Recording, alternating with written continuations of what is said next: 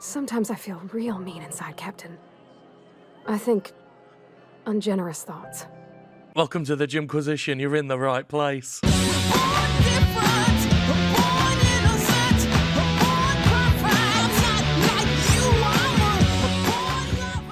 Today's little video column was not the planned episode, actually. I was playing The Outer Worlds this weekend, and I was inspired to talk about how completely obsolete Bethesda has become in the wake of it. And look, I know, having a go at Bethesda is nothing new. I've been doing it a lot. Many people have been doing it a lot. But the thing about Bethesda and mocking it and criticising it is very much like beating a dead horse, except the horse makes funny squeaky fart noises every time you punt it. So it's funny every time and always satisfying. Bethesda is a farting horse corpse, and that is why we need to talk about it today. Although before we go forward, I must confess, after I wrote the script for this one, I took a look at it and thought, wow, even by my standards, this is vicious. And also by my standards, I say the fuck word a lot. So be warned.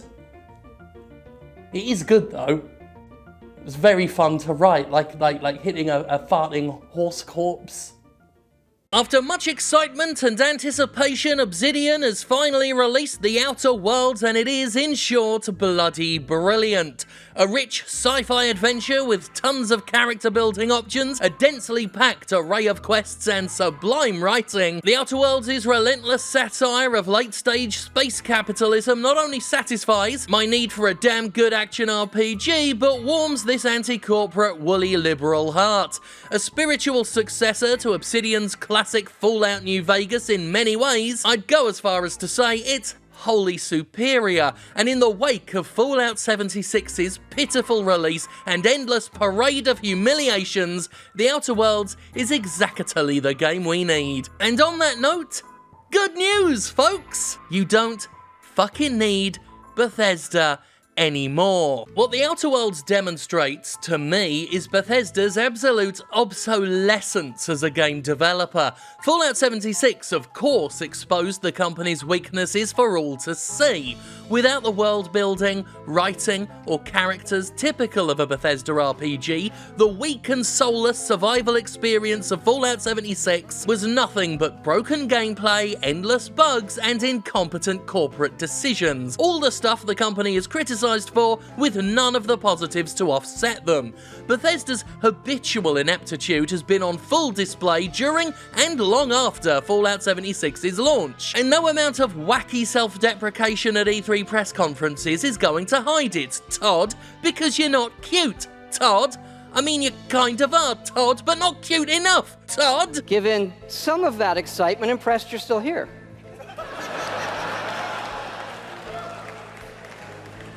More important than that, however, is just how vastly superior The Outer Worlds is than the stuff Bethesda's typically good at. Even if the writing and world building of prior Bethesda games had been in Fallout 76, I dare say Obsidian would have done it better anyway, and we have prior evidence of that. It's no secret that Fallout New Vegas, the one Obsidian made, was simply better than Fallout 3, the one Bethesda made. That's just science. New Vegas senior designer Chris Avalon was a designer on the historically beloved Fallout 2, bringing legit Fallout DNA to the game. In fact, having been founded by former employees of Fallout 2's developer Black Isle Studios, Obsidian Entertainment is itself a spiritual successor to the original developer, which in no small way helped shape Fallout New Vegas's authenticity. New Vegas was witty, densely packed with wild adventures, and brought to life a world rich with intrigue, unique factions, and a ton of character. Now look, Fallout 3 was memorable and enjoyable in its own right, but New Vegas blew it away, and it's always worth noting that it did so not because of Bethesda, but directly in spite of it. As publisher, Bethesda breathed heavily down Obsidian's neck during the making of Fallout New Vegas. They'd only been given 18 months to wrestle with Bethesda's busted assets and produce a game worthy of the Fallout name. The result was a somewhat rickety and broken product littered with bugs for which Obsidian shouldered some blame, however fair that may have been. Nevertheless, it still managed to attain critical acclaim, and with such short development time, Obsidian had put together a massive content-stuffed RPG, tons of quests with associated dialogue, terrific writing, and an evolution, not just a repetition, an evolution of the first-person gameplay Bethesda had produced. All that, and the publisher withheld a bonus from Obsidian because it didn't get a high enough Metacritic score.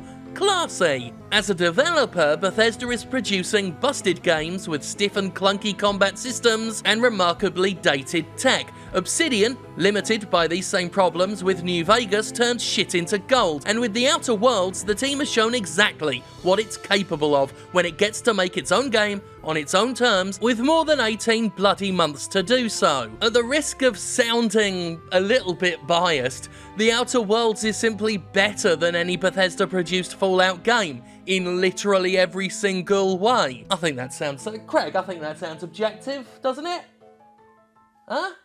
Yeah, well, fuck you, Craig. Graphically, the game is gorgeous. It may not be the most technically advanced game in the world, and the character models are a little awkward. But the environments are varied and colourful, garish, wonderfully garish. The enemy designs are fantastic, and at any rate, it looks so much better than Fallout 76 ever could. From a gameplay perspective, The Outer Worlds has a stacked character progression system with inventive uses for skills. Personally, I love how improving your dialogue abilities allows you to passively terrify or align with enemies during combat. The shooting itself is fast-paced and chaotic, with the option to slow down time and target body parts, like Fallout's VAT system, but more fluidly integrated into the gameplay and not total fucking shit like it is in Fallout 76. Do you get what I'm saying, yeah? I'm saying Fallout 76 is rubbish. There's a hot take. Blistering hot takes. The Outer Worlds both looks and plays better than any Fallout game of the last 10 years, period. As if that wasn't enough, here's the real gem.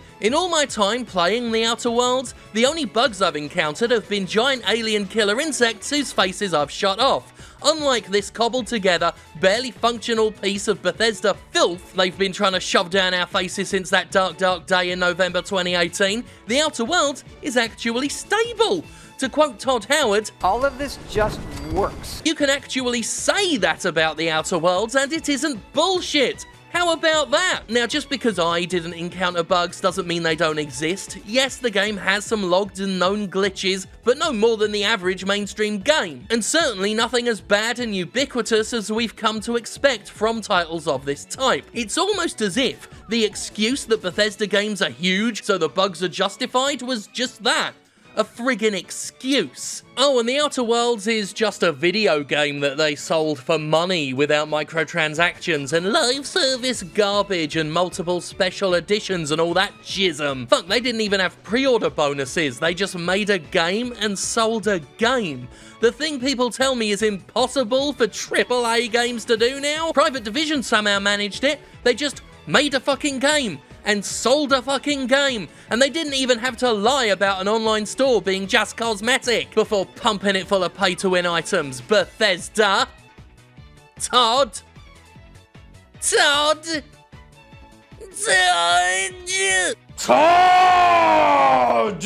Honestly, the thought of going back to a Bethesda-made Fallout game after experiencing The Outer Worlds makes me feel a little physically sick. Returning to that clunky, ugly, inferior nonsense now would be like eating a $100 steak and having to chew the knife and fork for pudding. I realise I've been outrageously hyperbolic all video, but I'm being deathly serious when I say Fallout as a series, even if they made a proper one now, conceptually does nothing for me after Obsidian's latest effort. Not least of all because there was actual effort in it. Who needs WWE when AEW exists, you know? Now let me just stop you there.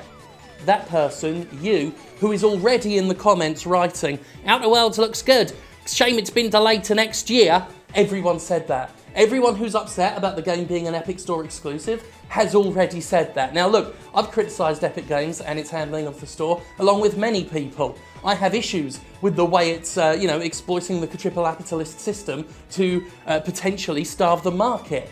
But it's not original to say that anymore. And the game is really good. And I think it's on Windows 10 as well, so, you know. I know it's not on Steam, and if you're waiting for it to come on Steam, that's fine. You know, stick to your guns if you must. It's just I've heard, shame it's been delayed for a year. Like over and over and over again. The point's been made, is what I'm saying. The point's been made, and I get that that's hypocritical coming in the middle of a video that is telling you that Bethesda is stupid and its games are buggy. It's really hypocritical, so carry on writing your comment. Look, Bethesda can't do anything right. Nearly a year ago, I published a video titled 6 times Bethesda was massively incompetent. In the less than 12 months since, the publisher has done at least 6 more things that could have been added to the list. In fact, just before The Outer Worlds released, they launched a premium subscription service for Fallout 76. Yes, the game that is so unfinished we can hardly call it started, that delayed the much applauded update that would actually add NPCs and fucking content, somehow attempted to justify an MMO-style premium service that cost, get this, $99.99 for a fucking year. That alone was flippin' hilarious, but because Bethesda is Bethesda and Bethesda is fucking pig ignorant, they managed to fuck even that up. Because lo and behold, when this Fallout First premium service was launched, it was broken. Because of course it was. Of course it was broken. Why wouldn't it be? It's Bethesda. They have the temerity, the sheer shitting nerve to spunk $100 annual service onto their game, and it did not work. I didn't find it funnier earlier in the week. I found it insulting, but now I'm laughing. Fallout First boasted the long-requested ability to play Fallout 76 privately, but the so-called private worlds were not private. Anyone who could see the server could get into it. There was also an unlimited scrap box where subscribers could store all their resources, and it ate them. The unlimited scrap box actually deleted hundreds of units of scrap for players who just bloody paid for the privilege. The private games weren't private. The storage box ate what it was storing. That's pathetic. That's pathetic. And I ask you, I buggering well ask you, who needs to put up with that shit in a post-Outer Worlds, world? The industry is full of half-baked live services and overly monetized exploitative rubbish, and for a while, Bethesda was a little island of decency amidst all that, still developing solo experiences packed with content. But that's not Bethesda anymore. They traded in all that goodwill for a wretched, amateur-hour, microtransaction-fueled disaster, and I sure do hope it was worth it. And even if they do go back to making games they're actually halfway adequate at making, they really are, when looked at objectively, only halfway adequate at it. Unlike other developers, unlike Obsidian, they haven't evolved over time. They haven't gotten better at what they do. A decade ago, their games were buggy but wonderful things, and they never improved as the world around them moved on and standards improved. Now, they're just not good enough. They just ain't fucking good enough. Bethesda only really has worth now as a publisher of Machine Games' work, but even that's been jeopardised, what with Wolfenstein Youngblood being just another monetised live service game to join the giant mountain of them. Whatever switch was flipped in Bethesda HQ, they've adopted the slavering, avaricious, predatory mindset of yet another AAA corporation. The same corporate mindset parodied relentlessly in The Outer Worlds, I might add.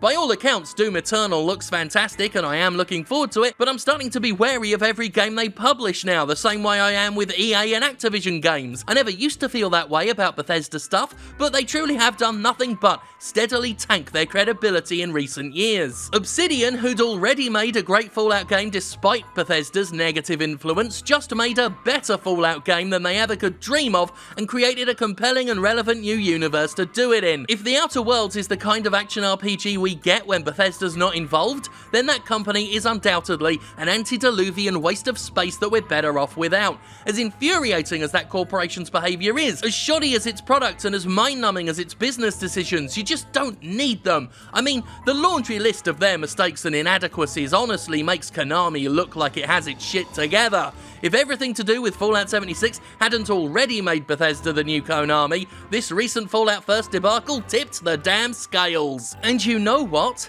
At least Konami has had the common decency to mostly stay the fuck out of games now.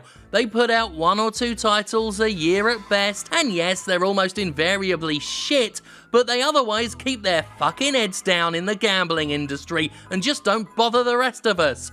Don't get me wrong, Konami can still go fuck itself, and the fact it's turning franchises like Silent Hill into literal slot machines is all kinds of grotesque.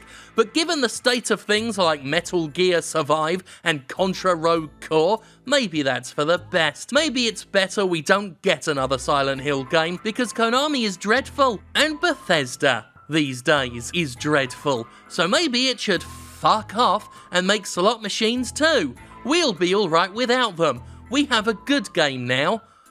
At least until 2K comes along and ruins it, probably. Which it might end up doing. Private Division is a subsidiary. Oh no. Almost heaven, West Virginia, Blue Ridge Mountains, Shenandoah River. Life is all there, older than the trees, younger than the mountains, blowing like the breeze. I'm impressed you're still here. Take me home to the place I belong, West Virginia, Mountain Mama. All of this just works. It's not, I'm not kidding. And the little bastard's slippery, right? All my memories gather round her, miner's lady, stranger to blue water, dark and dusty, painted on the sky, misty taste of moonshine, teardrops in my eye. Take Fallout 76. Had a lot of difficulties at launch. To the place I belong, West Virginia, Mountain Mama, take me home, country roads. And then Christian Bale said, just mash it till it's bruised, so... Anyway, that is yet another video about Bethesda being useless. Now I know, as I said at the top of this video, there's a lot of those out there. I've produced a lot of those, and it's still entertaining to me. And I'll keep doing it until Bethesda stops being useless. So, it looks like I've got a lot of content still to come, doesn't it? Thank God for me and all that. And you know what? We'll do some promotion while we're here, while I've got you, because I never do that. These videos are funded on Patreon, patreon.com/Jimquisition. My colleague Conrad's always telling me off for not doing self-promotion. So you can fund it on Patreon if you want, no content's gated. We're just lovely like that. Also, I do Twitch streaming now on Twitch TV/Jimquisition. These are quite easy to follow. I think that'll do. Oh, and I do this comedy podcast called Boston's Favourite Son. And it's with my good friend Jonathan Holmes and my good friend Conrad Zimmerman. And it's a wonderful little, awful, unfunny, disgusting, wrong podcast that you shouldn't listen to. Nah, that's good self-promotion. That's good.